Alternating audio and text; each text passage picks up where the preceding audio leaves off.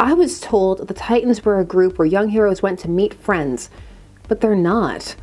All they did was argue. Miss Martian, the character skyrocketed into the public consciousness with the animated series Young Justice, and then continued outward, appearing in more series like Supergirl. Some even assumed that the character had been created for the animated series and then bled backwards into comics like Harley Quinn. However, that was not the case. Miss Martian debuted in 2006 in Teen Titans 37, created by Jeff Johns and Tony S. Daniel. She owes her existence to something that has plagued many a creator over the years. Sometimes it ends up working out for the better and sometimes for the worse, and that is editorial oversight. Or interference, as some would deem it. And sometimes you need that. I'm Sasha, this is Casually Comics, and we're going to take a look at the origin of Miss Martian and how it's tied to Supergirl. And just look at some of the interesting things that surround that. Now, the Teen Titans have gone through several eras over at DC Comics. Now, the lineup Miss Martian would come to be a part of is the 2003 lineup and onward. That run went from 2003 to 2011. So basically up until the universe rebooted with New 52. Now, the 2000s run was coming off of the 90s Titans era. It was a good move to take the teen off of that title because the people on that team were far from it. Leading up to the 2003 series, there was a crossover event entitled Titans/Young Justice Graduation Day, in which a lot of things happened, some of which were not overly well received. Things like deaths and just the dissolution of the teams. Lilith died here, who some of you may recognize as Omen, so she got better. Omen is hanging out with the Page version of Power Girl in this early 2020s era.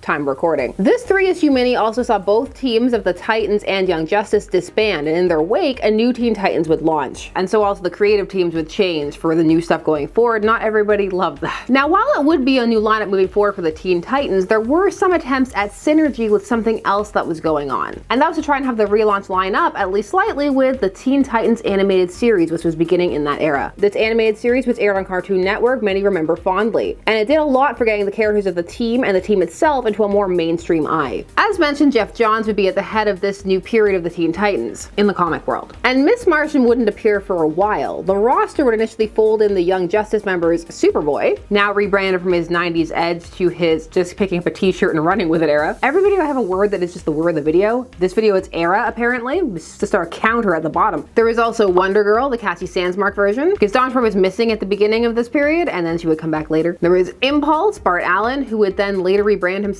as Kid Flash, and then we had Robin, Tim Drake. To make the lineup feel more like the TV show, Starfire, Cyborg, and Changeling, who would now go by Beast Boy to match the show, would also be present. And they even found a way to make Raven a teen again eventually and bring her back into the fold. Now, this series in general, the reception to it overall is fascinating. It's one of those things where there are a lot of fan complaints, but also it's some people's favorite era. Again, oh my god.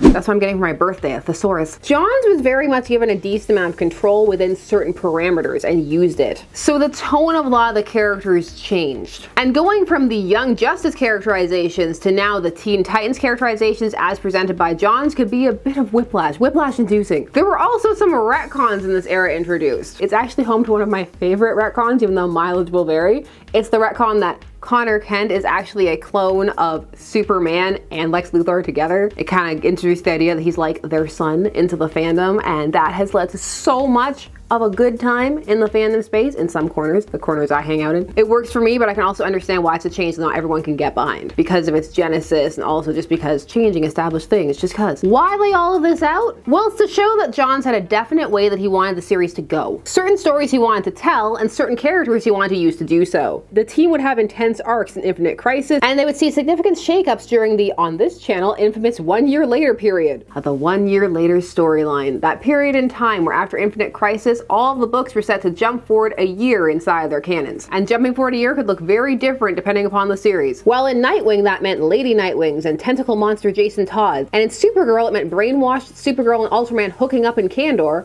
all of which we've done videos on. For the Teen Titans, it meant the new Teen Titans arc, which Miss Martian appears at the end of. For our purposes, what we need to take from it is that it was a period of flux that would end up settling with there being a new team. A team Miss Martian wasn't initially meant to be a part of. Instead, the character Johns wanted to use was Supergirl. But that didn't line up with what was going on with that character over in the rest of DC and their plans for her. She had her own series going on and also was set to appear in another. So we had to figure out someone else to use. Supergirl was very much figuring herself out in her book, rebelling, partying, living off of Bruce and Diana's money. trying to figure out whether she had to kill Cal or not, a bunch of things. Whereas it seemed that Johns was looking for a more classic style interpretation of the character, closer to her Silver Age arrival roots. You can potentially glean that based on some of the things that were incorporated into Miss Martian as a character. Now, Supergirl was also slated by editorial to headline the Legion of Superheroes series, with her name becoming part of the title as of issue 16, and staying on until issue 36. At issue 37, the title reverted. It would mean a boost for the Legion, it would mean they could do a Lost in Time story with her over there. It was also a bit of an ode to her history with the Legion, which was quite entwined for a time pre-Crisis on Infinite Earths. DC deemed it to be too confusing for Johns to also be using Supergirl. In this case, having her spread across 3 series with the potential for a distinct personality shift given Johns' history with his Titans,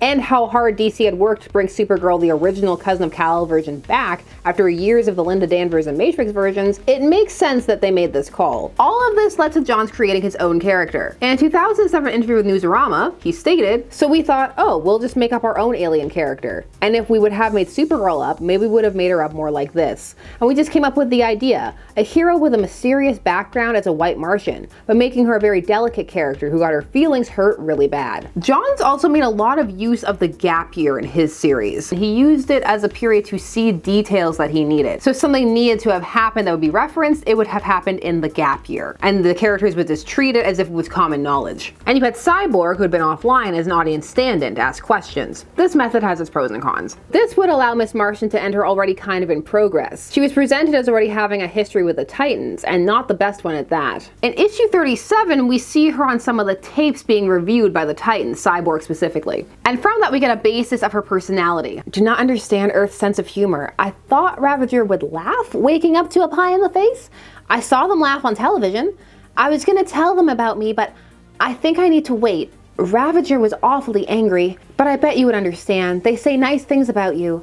The Tin Man with the greatest heart." And that's all she appears in for that issue. So it already felt as though she had been around for far longer. I can see if you had just jumped into the series at this point, assuming that she had already existed just based on that presentation. But once you learn she was meant to be Supergirl, it is possible to see how some of these things may be holdovers or ideas that were easy to reapply to Miss Martian, who when we come to it is hanging out in Australia. This after her feelings were hurt based on what she could read in her teammates' minds. Issue 38 mentions that there were over 20 members of the Titans while Cyborg was offline, and Miss Martian's picture is there. It's in issue 39 that she is more concretely introduced, in that they give her a backstory as well as more personality. "Do you promise not to be a bad guy anymore?" "What?"